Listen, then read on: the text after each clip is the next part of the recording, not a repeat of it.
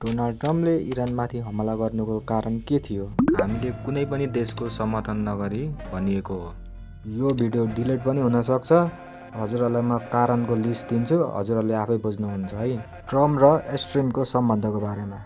Stream र Donald ट्रम्पको सम्बन्ध 1980 देखि नै थियो। युएस गभर्मेन्टले कन्फर्म गरेको छ डोनाल्ड ट्रम्प स्ट्रिमको आइल्यान्डमा 7 चोटिदेखि 8 चोटि प्राइभेट जेटमा चढेर गएका थिए। स्ट्रिमको आइल्यान्डमा हर ठाउँ सीसी क्यामेरा हिडनमा राखिएको हुन्थ्यो। स्ट्रिम फाइलमा डोनाल्ड ट्रम्पको 3800 चोटि नाम आएको छ।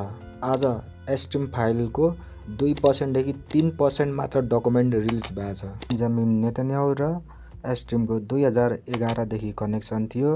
उसलाई कनेक्सन गराउन जेपी मोर्गन ब्याङ्कको इम्प्लोयर भएर चाहिँ कनेक्सन बिल्ड भएको छ र स्ट्रिमको इजरायली जासुस संस्था मोसादसँग लिङ्कको हामीले प्रमाणहरू देखिरहेका छौँ। इजरायलले हमास र हिजबुल्लासँग सिजफायर डिल गरेको छ। डिलको कारण बेन्जामिन नेतन्याहु सङ्कटमा परेका छन्। बेन्जामिन नेतन्याहुलाई बिजनेसम्यानहरूसँग महँगो गिफ्ट लिने र भ्रष्टाचार मुद्दा सुप्रिम कोर्टमा पुगेको छ। बेन्जामिन नेतन्याहुको सम्पत्ति जम्मा 13 मिलियन छ, तर इजरायलको रिपोर्ट अनुसार चाहिँ उसको 500 मिलियन सम्पत्ति देखिएको छ। भ्रष्टाचारको 4000 भन्दा बढी केस लागेको छ। वार रोकिएपछि बेन्जामिन नेतन्याहु चाहिँ जेल जाने लगभग स्योर छन्। स्ट्रिम फाइलको सबै भिडियो, फोटो, रेकर्डहरू इजरायली मोसादसँग छ।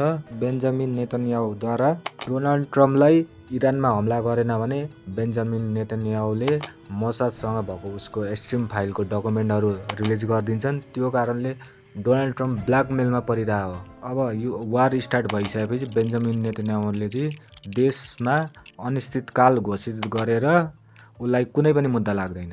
र अहिले हालचाल बिल गेट्सले चाहिँ ओपन एआई च्याट जिपिटी हामी जुन चलाउँछौँ त्यसमा 200 मिलियन पेन्टागनसँग डिल गरेका छन् र ओपन एआईले चाहिँ 110 बिलियन प्राइभेट फन्डिङ जेनेरेट गरेर चाहिँ यो केसलाई चाहिँ दबाएको हो। हजुरहरूलाई इरान र अमेरिकाको वारको बारेमा फुल भिडियो चाहिन्छ भनेदेखि 1000 लाइक पुरा गर्नुहोस्, म फुल भिडियो लिएर आउँछु। हजुरहरूलाई चाहिँ यो विषयमा हजुरहरूको धारणा कमेन्ट गर्नुहोस्। जनताको आवाज नेपाल च्यानलमा जोडिनुहोस्। धन्यवाद।